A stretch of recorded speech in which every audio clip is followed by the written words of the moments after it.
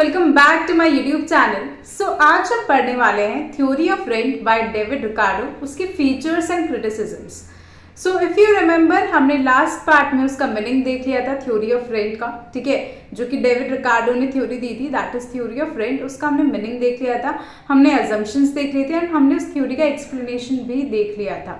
And आज हम उसी थ्योरी के फीचर्स और क्रिटिसिज्म्स डिस्कस करने वाले हैं। So without further ado, let's get into that. As I told you कि आज हम फीचर्स देखने वाले रिकार्डियन रेंट के। तो जैसे कि हमने एक्सप्लेनेशन में भी देखा था, जब हमने थ्योरी का एक्सप्लेनेशन देखा था एंड हमने ए, बी, सी और डी ये 4 टाइप्स की रेंट देखी थी एंड हमने कहीं ना कहीं रेंट कैलकुलेट किया था कि ए पे कितना लगेगा, बी पे कितना, सी पे कितना, डी पे कितना, है ना। और हमने ये भी चीज़ें देखी थी कि कौन सी सबसे ज़्यादा फर्टाइल है, कौन सी लीस्ट फर्टाइल है, कौन सी मार्जिनल लैंड है which is the least fertile land. Okay, तो ये सब चीज़ें हमने एक्सप्लेनेशन ऑफ द थ्योरी में कवर कर दी थी। So here comes the first feature, that is rent arises due to differences in fertility of land। ठीक है, तो डेविड रिकार्डो के अकॉर्डिंग रेंट जो है वो क्यों अपीयर होता है या क्यों लगता है, किसी लैंड के ऊपर रेंट क्यों लगता है, just because all the lands are not equally fertile.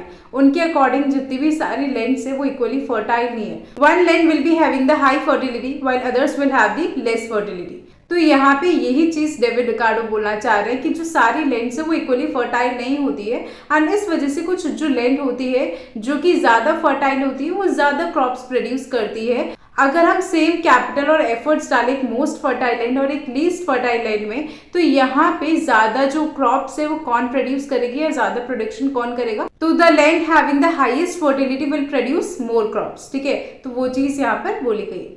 Second feature आता है हमारा that rent is a surplus not a cost of production. Rent क्या है, जो भी सरप्लस प्रोडक्शन हुआ है दैट इज योर रेंट। ठीक है, and it is not a cost of production. जो कॉस्ट लगी आपकी प्रोडक्शन की वो चीज नहीं है rent. Rent is basically the surplus.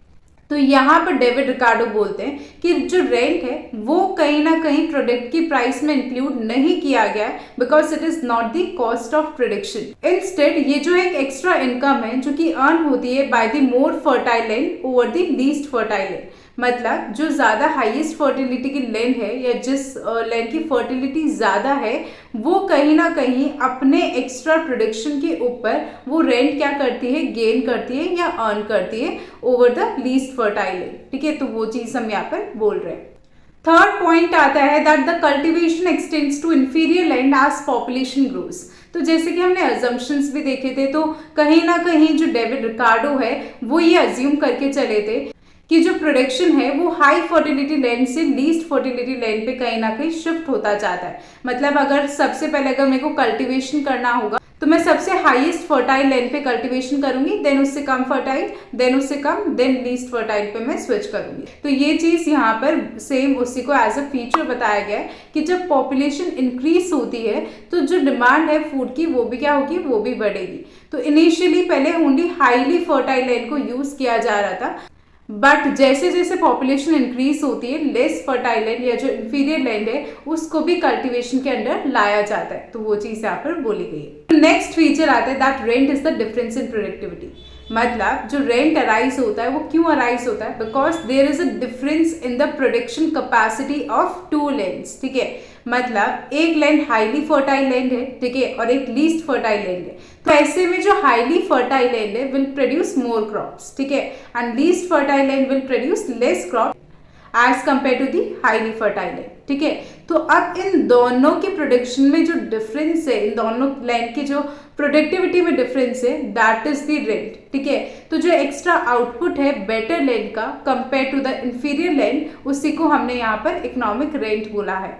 For example अगर एक जो लैंड है वो क्या कर रही है, वो 10 क्विंटल्स ऑफ वीट जो है वो यील्ड कर रही है, मतलब एक गुड लैंड है, मतलब जो हाईली फर्टाइल लैंड है that is yielding 10 quintals of wheat. ठीक है, एंड एक अदर इंफीरियर लैंड है जो कि क्या कर रही है, 6 क्विंटल्स ऑफ वीट जो है यील्ड कर रही है। ठीक है, तो यहाँ पे जो कॉस्ट ऑफ प्रोडक्शन है वो सेम है, मतलब एफर्ट और कैपिटल जो है दोनों सेम है दोनों लैंड्स का। ठीक है, तो यहाँ पे जो रेंट होगा गुड लैंड पे वो किसके इक्वल होगा, 4 क्विंटल्स ऑफ वीट के इक्वल होगा। Why so, because 10 - 6 that is 4। ठीक है, तो ये 10 क्विंटल्स ऑफ वीट जो है प्रोड्यूस कर रही थी एंड ये केवल 6 क्विंटल्स ऑफ वीट प्रोड्यूस कर रही है। तो ऐसे में इसकी 4 क्विंटल्स ऑफ वीट कहीं ना कहीं ज्यादा है तो जो रेंट होगा वो किसके इक्वल होगा, 4 क्विंटल्स ऑफ व्हीट के इक्वल होगा। 10 - 6 दैट इज 4। ओके, तो that is how rent is the difference in productivity. Okay, and हमारा लास्ट फीचर आता है that is marginal land earns zero rent.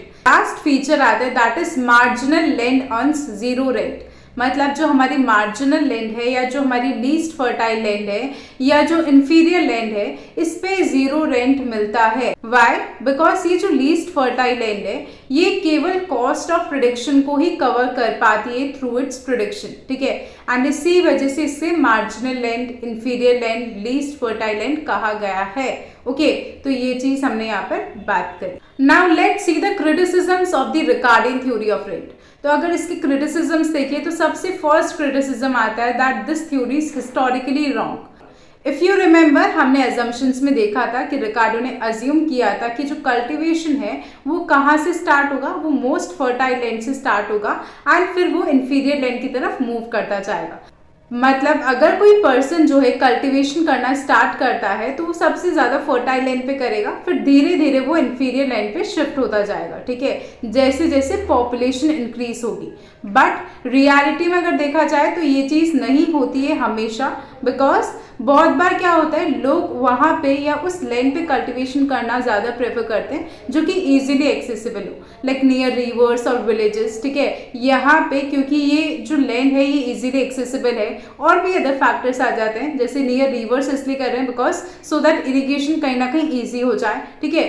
तो यहाँ पे ये चीज हर बार सही नहीं होती है that I will always start the cultivation on the most fertile land and then move towards the least fertile land. तो this can not happen all the time, ठीक है। तो यहाँ पर वो चीज बोली गई है। नेक्स्ट क्रिटिसिज्म आता है that it is a one sided theory, it ignores the demand side. हमने देखा था कि रिकार्डो ने जो है कहीं ना कहीं सप्लाई पे बहुत ज्यादा फोकस दे दिया एंड कंप्लीटली डिमांड साइड को वो भूल गए। कैसे क्या हुआ वो चीज अभी हम देखते हैं। इफ यू रिमेंबर, रिकार्डो ने कहा था that land is a scarce resource, या फिर हमारे पास लैंड की जो सप्लाई है वो लिमिटेड है, ठीक है। एंड फिर हमने बोला था कि इस वजह से लैंड की फर्टिलिटी के बीच में डिफरेंस होने की वजह से रेंट अराइज होता है। तो ये सब चीजें हमने कहीं ना कहीं बात करी थी। तो उन्होंने लैंड की डिमांड को या फूड की डिमांड को जो है रेंट डिटरमाइन करने में कंप्लीटली इग्नोर कर दिया। उन्होंने केवल सप्लाई साइड पे देखा दैट लैंड की सप्लाई जो है लिमिटेड है, फिक्स्ड है, ठीक है। उन्होंने केवल उतना ही फोकस किया। उन्होंने ये नहीं देखा कि रेंट जो है वो बढ़ भी सकता है due to high demand of food और लैंड, ठीक है। अगर फूड की डिमांड बढ़ती है या लैंड की डिमांड बढ़ती है तो वो जो पर्टिकुलर लैंड है वो उसका जो है रेंट बढ़ सकता है, क्योंकि वो लैंड क्या होगी, और भी ज्यादा वैल्यूएबल हो जाएगी अगर लैंड की डिमांड बढ़ती है। तो इन रियलिटी अगर देखा जाए तो रेंट जो है वो दोनों चीजों पे डिपेंड करता है, that is on the supply also and the demand also, ठीक है। अगर एग्रीकल्चर प्रोडक्ट्स की डिमांड ज्यादा बढ़ेगी तो ऐसे में बिना किसी फर्टिलिटी में चेंज आए हुए, मतलब वो जो लैंड है वो ऑलरेडी जितनी फर्टाइल है उतनी ही है, उसकी फर्टिलिटी इंक्रीज नहीं हुई, बट फिर भी उसका रेंट इंक्रीज हो सकता है अगर एग्रीकल्चर प्रोडक्ट्स की डिमांड बढ़ी तो, या फूड की डिमांड बढ़ी तो, ठीक है। तो वो चीज हमने यहाँ पर बात करी।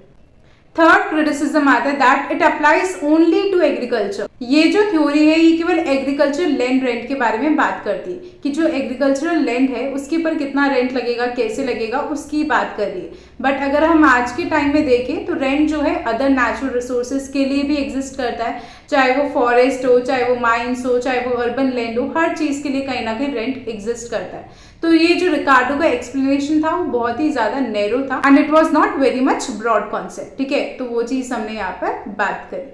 So the next criticism is unrealistic assumption of rising population. David Ricardo ने बहुत ही अनरियलिस्टिक अज्यूम किया था that population keeps rising continuously, ठीक है, कि हमारी जो पॉपुलेशन है वो कंटिन्यूसली बढ़ती ही जाएगी एंड इसकी वजह से हमको जो है कहीं ना कहीं हाई फर्टाइल लैंड से हमको लीस्ट फर्टाइल लैंड पे शिफ्ट होना पड़ रहा था और हमको वहां पर कल्टीवेशन करना पड़ रहा था। बट अगर हम मॉडर्न इकोनॉमीज की बात करें तो this is not always true कि पॉपुलेशन ग्रोथ जो है अनलिमिटेड नहीं है, वो डेवलपमेंट के साथ या बेटर फैमिली प्लानिंग के साथ उसे पॉपुलेशन को कंट्रोल किया जा सकता है। तो यहाँ पर जो बेसिस था एवर इंक्रीजिंग रेंट का वो आज के टाइम पे वैलिड नहीं है, ओके।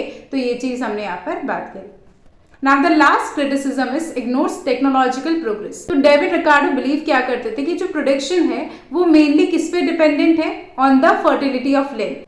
बट आज के टाइम पे इतना टेक्नोलॉजिकल एडवांसमेंट हो गया है कि फर्टिलाइजर्स, इरिगेशन, बेटर सीड्स और we can say HYV seeds, ये सब क्या कर सकते हैं, ये सब आउटपुट को कहीं ना कहीं इंक्रीज कर सकते हैं from the poor land as well. कि जो लीस्ट फर्टाइल लैंड है उसमें भी अगर हम बेटर फर्टिलाइजर्स का यूज करें या बेटर सीड्स का यूज करें या टेक्नोलॉजी का यूज करें, अभी हम वहां पे कहीं ना कहीं प्रोडक्शन जो है बढ़ा सकते हैं।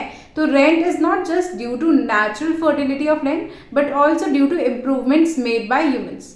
देयरफॉर आप रेंट जो है केवल इस बेसिस पे या इस फैक्टर पे डिटरमाइन नहीं कर सकते हो कि लैंड की नेचुरल फर्टिलिटी कितनी है। बट आजकल ह्यूमंस ने इतने टेक्नोलॉजिकल एडवांसमेंट्स किए, इतने इंप्रूवमेंट्स किए, तो उन फैक्टर्स पे या उन बेसिस पे भी कहीं ना कहीं रेंट डिपेंडेंट होना चाहिए। तो वो चीज़ हमने यहाँ पर बात करी। So now let's see the importance of Ricardian theory of rent. तो डिस्पाइट क्रिटिसिज्म्स, रिकार्डो की जो रेंट थ्योरी थी वो बहुत ही इंपॉर्टेंट थी, क्योंकि सबसे पहली चीज तो ये सबसे फर्स्ट थ्योरी थी जिसने कहीं ना कहीं रेंट को एक्सप्लेन किया था as a differential surplus. Secondly, इसने कनेक्शन शो करा था between population, wages, rent and profits. And third, इस थ्योरी ने जो है बाद के जितने भी इकोनॉमिस्ट थे लाइक मार्शल एंड कीन्स, इनको कहीं ना कहीं इन्फ्लुएंस किया था। तो वो चीज हमने यहाँ पर देखी, the importance, the criticisms and the features of this recording theory of rent. I hope आपको ये features, criticisms and importance clear हुए हो। बट फिर भी इन केस अगर आपको कहीं भी किसी भी पॉइंट में, किसी भी टॉपिक में अगर कोई भी डाउट रहता है, कोई भी क्वेरी रहती है, then you can always ask me in the comment section and I will try to reply all your comments as soon as possible.